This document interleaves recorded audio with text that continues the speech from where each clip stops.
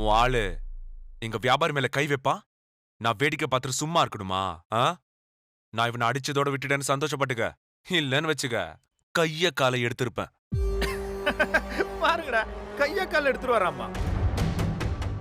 எடுறா பாப்போம். என்னை பத்தி உனக்கு தெரியாது. நான் சொன்னதை செய்யறவன். உண்மையிலேயே எடுத்துருவேன். என்ன?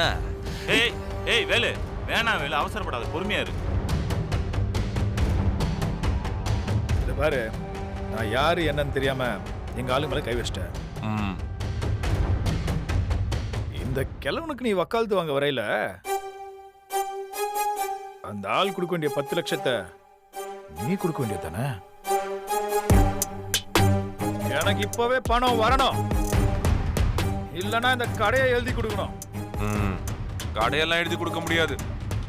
நானே ஒரு கொடுக்க வேண்டிய 10 லட்சம் ரூபாய 10 நாள்ல தரேன். பணத்தை நீ தரப்போறியா? ஆமா, நான் தான் கொடுக்க போறேன். இனிமே நீங்க யாரும் இந்த பெரியவரையோ கடையையோ தொந்தரவு பண்ணக்கூடாது.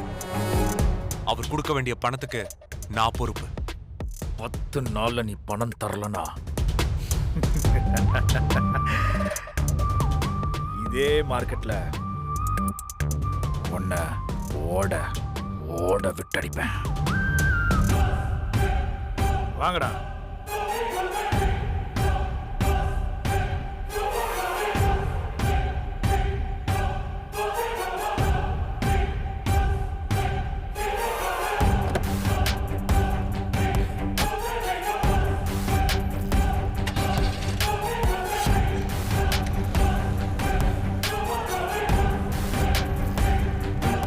மாமா, யார் மாமா இவன்? என்னையே ஓட விட்டு அடிப்பேன்னு சொல்லிட்டு போறான். மாப்பிள, அவன் மாமன் இப்ப சிட்டிங் மினிஸ்டர். அந்த ஆணவத்துல தான் இவன் இப்படிலாம் பேசிட்டு போறான். அவன் நினைச்சானா நம்மளை என்ன வேணா பண்ணலான்ற திமிரு. இவன் விஷயத்துல நம்ம கொஞ்சம் கவனமா தான் டீல் பண்ணணும். வேலு தம்பி, எனக்காக நீங்க அவர்கிட்ட பணம் தரேன்னு சொல்லியிருக்கீங்க. இந்த மனசு வேற யாருக்கும் வராது தம்பி. நான் எப்பாடுபட்டாவது உங்களுக்கு கொடுக்க வேண்டிய பணத்தை திருப்பி கொடுத்துட்றேன் தம்பி.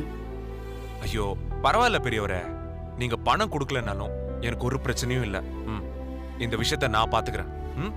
இனிமே அவங்க உங்களை தொந்தரவு பண்ணவே மாட்டாங்க. ரொம்ப நன்றி தம்பி, உங்களுக்கு பெரிய மனசு. பரவாயில்லங்க. என் உயிர் இருக்கிற வரைக்கும் இந்த உதவியை நான் மறக்கவே மாட்டேன் தம்பி. பரவாயில்ல பெரியவரே, நீங்க போய் கடையை பாருங்க. போங்க, போய் வேலையை பாருங்க. போங்க. சரிங்க தம்பி. சரி, போங்க.